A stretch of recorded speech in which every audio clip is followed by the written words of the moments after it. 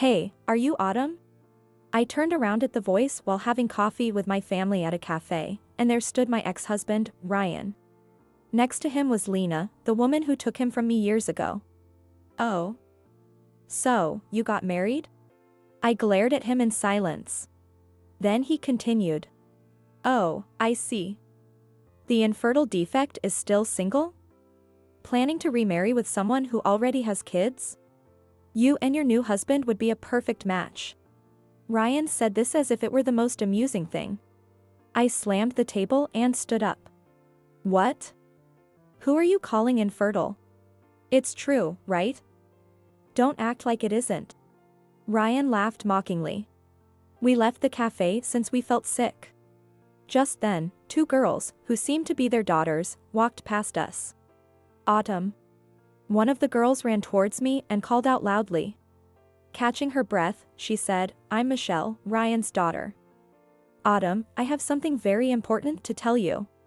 My name is Autumn Sawyer, 45 years old. I live with my family, my husband Noah, who is 3 years younger than me, our daughter Samantha, and Noah's parents. Noah was a chef, and I worked in sales. We both tended to be workaholics.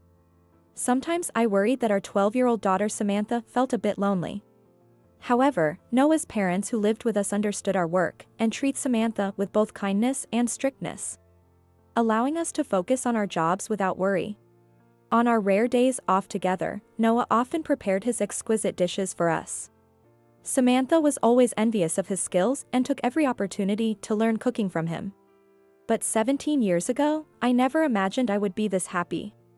That's because Noah was my second husband. I got divorced 17 years ago. My ex-husband was Ryan, and he was 5 years older than me and a senior colleague. In my 20s, I switched from sales to administration to continue working while being a housewife after marrying him. I thought we had a reasonably good married life, but apparently, that was just me. One day, Ryan asked for a divorce out of the blue. Hey, why all of a sudden? I was stunned in front of the divorce papers he handed me. I couldn't comprehend what was happening. Then Ryan turned unusually serious. You know, you still haven't had any kids, right? What? I was shocked. Ryan had never mentioned anything like that since we got married. However, my mother-in-law often pressured me. We lived with his parents, and my mother-in-law had asked daily about when we were going to have kids for 3 years. I tried my best to keep Ryan unaware of her attitude. I was concerned about not being able to conceive. But I felt that forcing myself to undergo fertility treatments wouldn't change the situation immediately. I believed it would happen when the time was right. But I was naive. You want a divorce because I can't have children? That's not the only reason. I had a bad feeling. Do you remember Lena? Of course I remember. She was my junior in the sales department. What about her? Just as the thought crossed my mind, Ryan spoke up. Well, Lena is pregnant with my child. What? I was at a loss for words. Everything was a complete shock to me. Not only had Ryan been cheating, but it was with my junior Lena.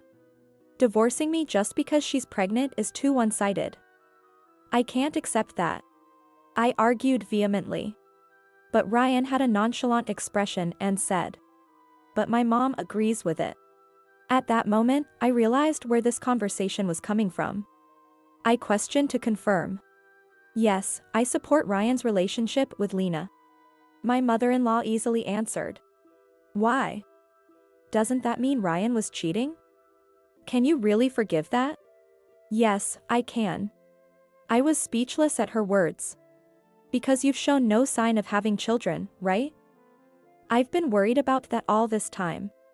Well, maybe she was worried in her way. From her perspective. And you never said you two weren't trying. So it must be your problem. Then Ryan continued. See, I told you. Mom wants to see her grandkids. But you didn't show any sign of that, so it's unavoidable, right? With that, Ryan shoved the divorce papers in front of my bewildered face. I gave up and felt like I had no place left, so I signed the papers. Looking back, I should have demanded a proper division of property and alimony. But at that time, I didn't have the mental capacity to make such decisions. Word of our divorce and the reasons spread quickly at work. Lena left the company and smoothly transitioned to being a stay-at-home mom with her pregnancy and childbirth. Meanwhile, I was rumored not as a pitiable woman who was cheated on, but as someone with little appeal to keep her husband. Eventually, I quit my job. I couldn't stand the curious rumors and stares. I spent some time in seclusion in a small apartment I moved to. But even living like that, I got hungry. I decided to go outside since I wasn't particularly good at cooking.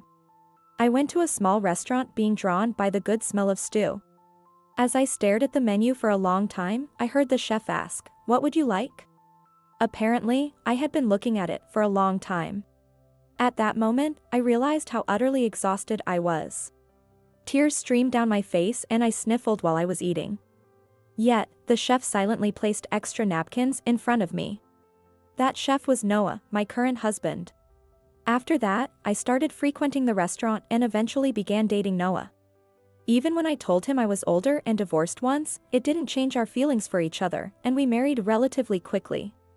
Soon after we got married, I found out I was pregnant with our daughter, Samantha.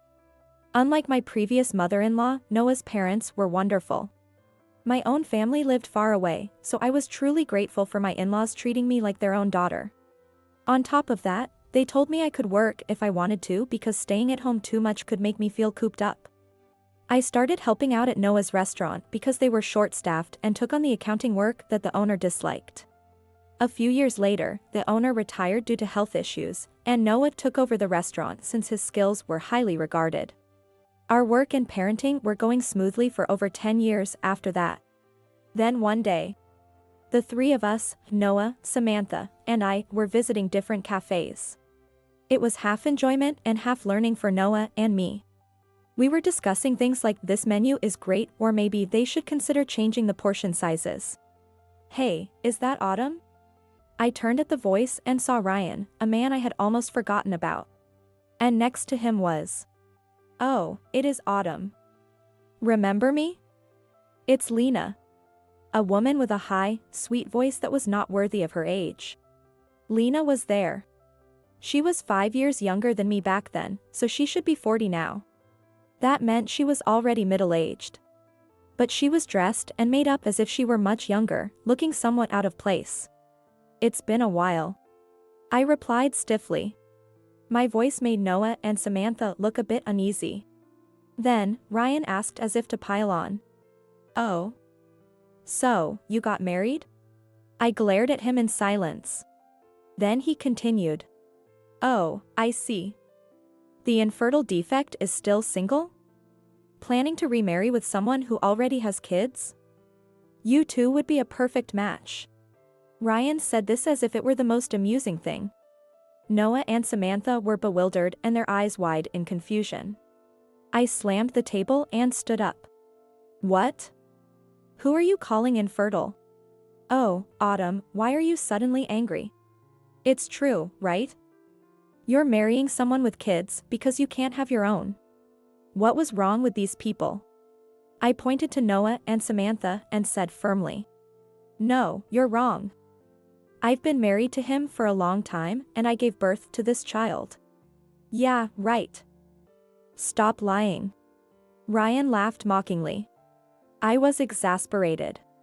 Why did he insist on thinking I was infertile despite my words? "Hey, let's get out of here," Noah suggested and nudged me. Samantha looked anxious.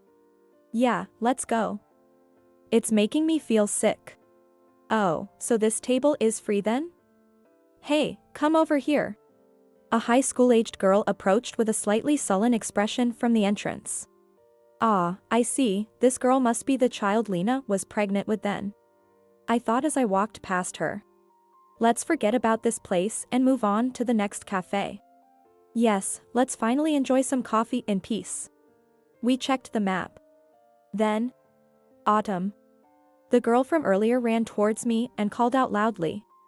Catching her breath, she said, "I'm Michelle, Ryan's daughter. Autumn, I have something very important to tell you." And that was the first step that changed our fate. 6 months later, I found myself visiting a certain building. My destination was a company on an upper floor. "Excuse me, I'm Autumn Sawyer, here to meet with Sam today." "Thank you for waiting." "Ms. Sawyer." The man started to say, then his expression changed to one of recognition. "Are you, by any chance, Ms. Nelson?" Sam called me by my maiden name. "Yes, this was the company I used to work for." "Yes, it's been a while, Sam." I smiled at my former boss. "So, you're opening a store in the downstairs tenant space?" "Yes, that's right. It's my store." "Oh. I can't believe it." Sam exaggerated his surprise a bit. "I'm sorry about back then. I couldn't do anything to help. You were in a different department at the time, Sam. I don't think you could have stopped the rumors." "Yes, you're right. But I still feel bad for what you went through. I was his boss, after all." Just then, Ryan returned from his sales rounds and entered the floor. "What are you doing here? Did you come because you ran into me the other day?" I silently watched Ryan still making casual remarks in a place like this. Did he realize his boss was nearby? "Don't tell me you're thinking about getting back together now?" "What are you talking about?" Sam admonished Ryan. Only then did Ryan seem to realize I was with his boss. He quickly apologized to his boss. "Autumn is here for a business meeting today." "A business meeting?" I addressed Ryan, who was in surprise. "You know that the tenant space on the first floor has been vacant for a while, right?" "Ah, I think so. My store is moving in there."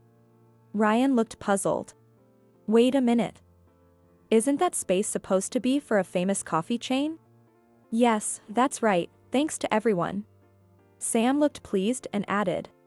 "Yes, everyone was excited about that store moving in." "So, you joined the sales team of that chain?" "No." I paused before continuing. "It's my store." Ryan looked even more confused.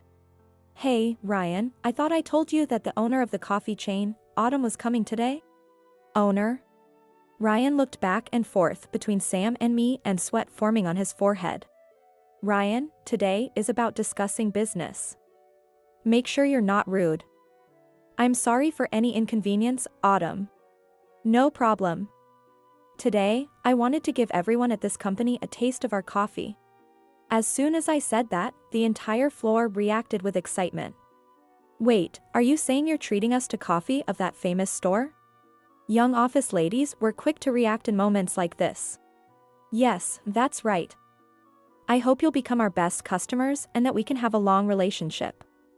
Today, I want to offer you a little preview before our grand opening. Please, come down to the store if you would like." I looked at Sam to confirm. He nodded and said, "Absolutely, let's enjoy this treat. Everyone, let's go." Almost everyone on the floor, except those who stayed behind, went downstairs. The new store manager greeted, "Welcome to them." At this signal, the waiting staff all greeted in unison. "Everyone, please make yourselves comfortable," I said, and the employees eagerly took their seats. Our coffee itself wasn't particularly distinctive. It was simpler and more affordable than some famous coffee shops with excessive toppings. We were known for our straightforward menu and delicious food. We offered takeout lunches and dinners for those who wanted to enjoy a good meal at a slightly higher price. The first store with this concept became very popular. After making it successful, we trained our staff and expanded, resulting in me becoming the CEO of a coffee chain with annual sales of $50 million. "Why don't you sit here?" I invited Sam and Ryan to a table slightly apart from the others. Then, a few people stood up. "What?" Ryan blurted out when he saw them. "Wait a minute, Michelle, what are you doing here?" "What do you mean, Dad?" Michelle scoffed and continued. "I'm here because I'm a guest today." "But, aren't only related parties here today?" Ryan was confused and asked. "Yes, and I'm one of those related parties." "Oh, by the way, Dad, there's another person here you should meet." Ryan didn't seem to understand the meaning of her words. Michelle continued, ignoring her dad's confusion. "Let me introduce you. This is Luke, my biological father. Ryan looked even more bewildered. Well, you wouldn't understand, Dad. There's still one more guest to come, Michelle said and turned towards the entrance. And there was a woman who looked around nervously walking quickly towards us. It was Lena, who dressed overly youthfully just like when we met 6 months ago. She hurriedly opened the door. Michelle, where's Michelle? She called out as she rushed over. Here comes the other guest. Mom, over here, Michelle said calmly. Lena heard her voice and hurried over, then stopped in shock. Michelle, why are you with this person? Lena asked with trembling voice. Why? Because he's also my father, isn't he? Michelle continued in a calm voice, facing her stunned mother. Ryan finally seemed to grasp the situation by seeing the two of them. Lena, do you know this man? Is there a connection? I don't know him. I've never seen him before. Lena tried to escape, shaking her head vigorously, but Noah and I stopped her. Since you're here, why don't you have a cup of coffee? I offered Lena a seat and asked the staff to bring her a coffee. The coffee here is quite popular these days. You should at least try a cup. Michelle said so, and we almost forced Lena to sit down. I thought what a brave young girl Michelle was. I had heard she was only 16. That day, Michelle had chased after us to consult with us. She told us that she had heard I was once married to her father. At another cafe where we sat down, Michelle shared her concern. She said someone had come forward claiming to be her real father. I heard that you divorced my father because I was in my mother's womb, she said. Who told you that? My grandmother. That meant it was former my mother-in-law. She had gone out of her way to tell such things to her granddaughter. But I thought that was just like her. Did you talk to anyone else about this person? I asked. No, I haven't, she replied. You haven't discussed it with your mother? No, I don't trust her, especially when it comes to relationships with men. Michelle said bluntly. Because I don't trust my mother, I thought maybe this man really could be my biological father. And that man was Luke, who was sitting with us now. She initially doubted his story. But she got convinced after discussing certain gifts. Ever since I was little, my mother would give me expensive clothes or items we couldn't normally afford. What's more, that was only when my father was away on business trips. She was just happy to receive the special gifts as a child.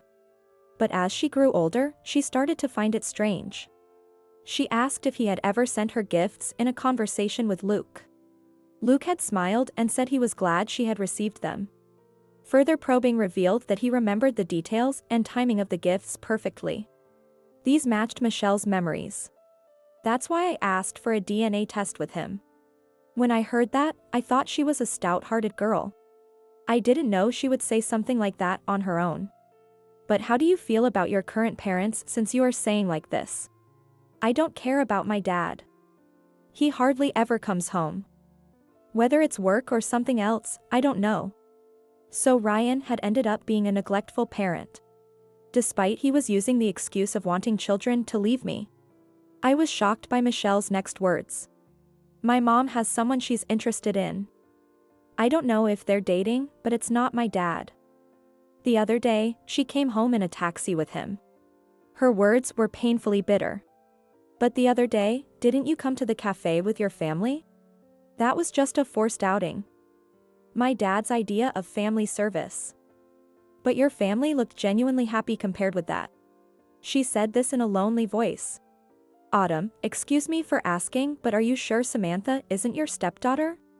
Absolutely not. I gave birth to her, I said firmly and hugged Samantha close. Then, my father said something really rude to you at that time, right? I had heard about it before. Yes. Back then, your father and grandmother said things like that to me and forced me into a divorce. But after I remarried, I soon had my daughter and have been living happily ever since. So, I completely forgot about him. Honestly, I couldn't even remember his face at first. Really? I'm envious. I felt the urge to help this girl after hearing her talk. It seemed that something was still twisted in that family. Over the past 6 months, I had been present when Luke and Michelle met and discussed things again, which ultimately led to today's meeting. It's really been a long time, Lena. Luke said with a smile. I don't know you. Lena said, panicking. Well, I have changed quite a bit. But DNA doesn't change. Luke said and showed the DNA test results to Ryan and Lena. Both of them took the document and stared at it. The results showed that there was no parent-child relationship between Michelle and Ryan, and almost a 100% match between Michelle and Luke. Ryan understood the meaning and turned pale looking at Lena. Seeing his reaction, Lena began to panic. No, this is a lie, it's fake. Then we can test again as many times as needed, Luke replied.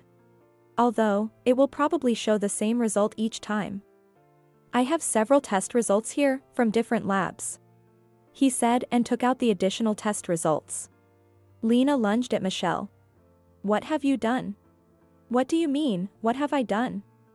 So where did you come from today, Mom? What are you talking about? Michelle took out her phone from her bag, tapped something on it, and showed the screen to Lena. I received these, you see. The screen showed photos of Lena entering and leaving a hotel with a man. These are doctored, they have to be. No, they are not. Luke said. How can you say that? I want to take my daughter away from you. You can't do that. Lena shouted. Yes, I can, so that if this parent-child relationship is established. And Ryan, can you handle the fact that Lena has been deceiving you all along? Ryan was speechless. Deceiving? The surrounding office ladies started whispering to each other by that reveal. I had called the company employees here specifically so they could hear this commotion. Sam came over and tried to quiet the office ladies. Ryan, what's going on here? I don't know. I'd like to know myself. Ryan said, sweating. But you left Autumn for your current wife years ago, and now there's trouble in your household again, right? That's not very promising for a senior management candidate. What do you mean? Ryan got panicked and looked around frantically. Then suddenly. Stop it. Don't look at me, he shouted. But actually, no one was staring directly at him.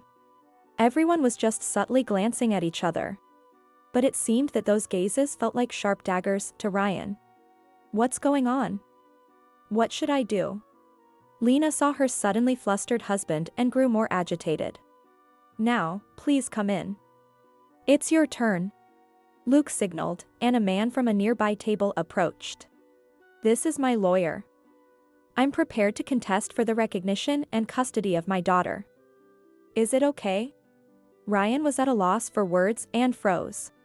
Luke continued to pressure him. Is something wrong?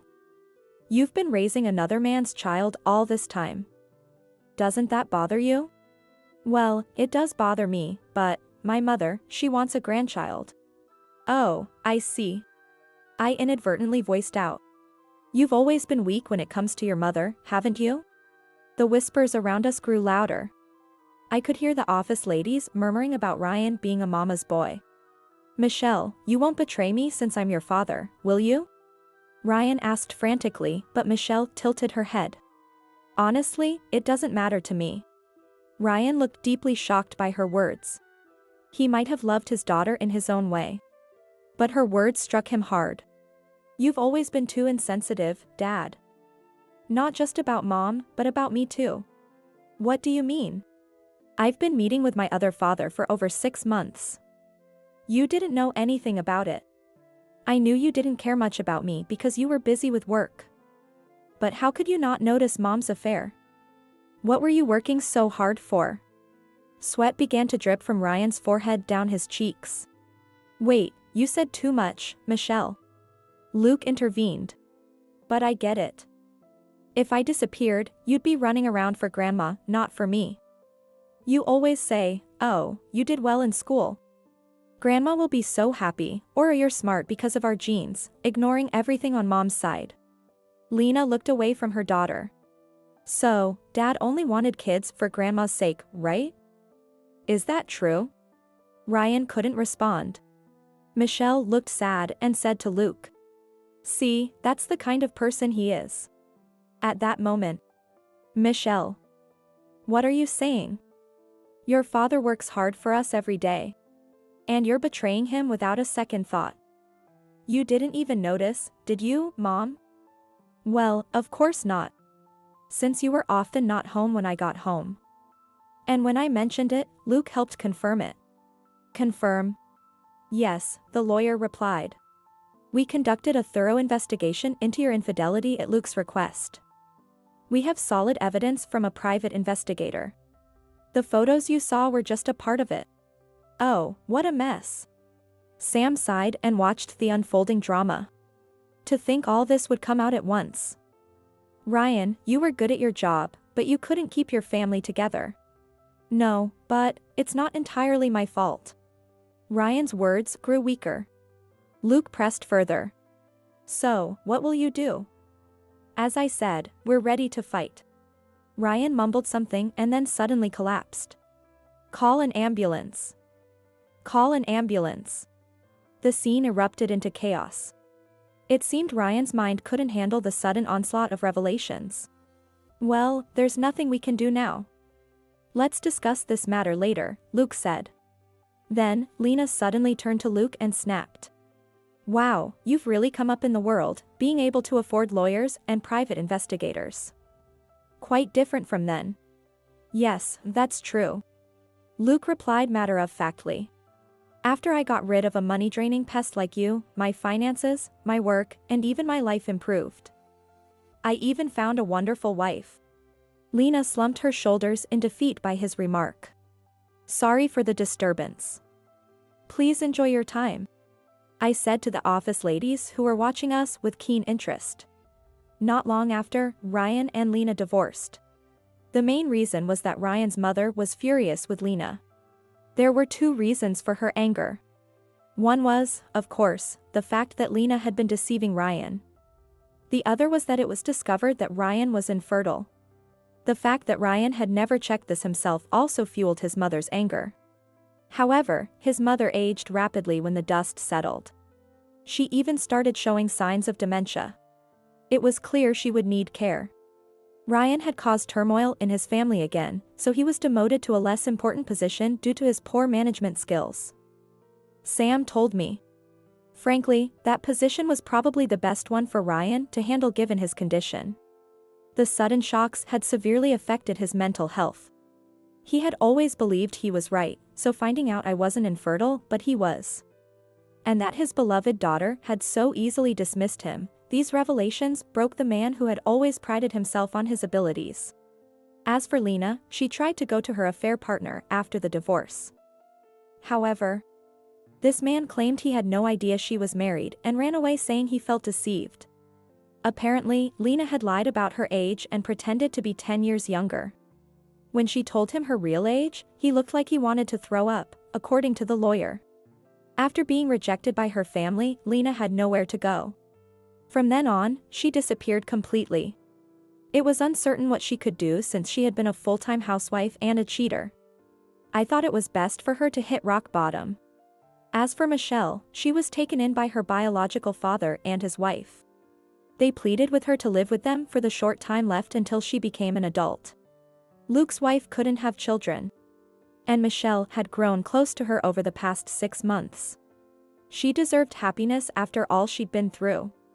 Since then, our new store has thrived, possibly because of the drama surrounding its opening. We became friendly with the company upstairs since we were sharing a small secret with them. The office ladies admired me for rising to the top as the CEO of a famous coffee chain after my divorce. Their admiration was flattering, but I thought times had certainly changed. My daughter Samantha and Michelle also kept in touch. It is a strange coincidence, but perhaps children can make friends in such places unexpectedly. It was like she antagonized her mother, but it has nothing to do with the children being friends with each other. Noah looked at the two girls warmly, too. I want to cherish my family, work hard, be considerate, and live happily in the future.